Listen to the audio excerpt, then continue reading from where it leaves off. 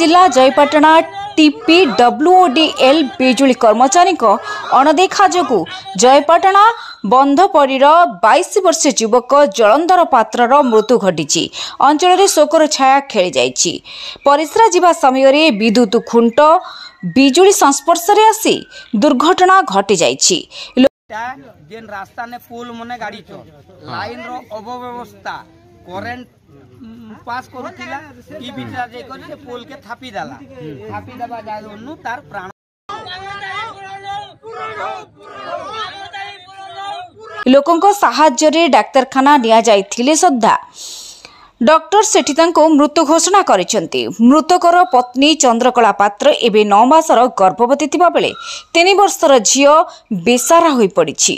उत्तिप्त लोके जयपाटना मुख्य रास्ता अवरोध करी आर्थिक साहाय्य दाबी करिसेंती। कलाहांडी जयपाटनारू प्रभात रंजन बेहेरांको रिपोर्ट समीक्षा न्यूज लाइव।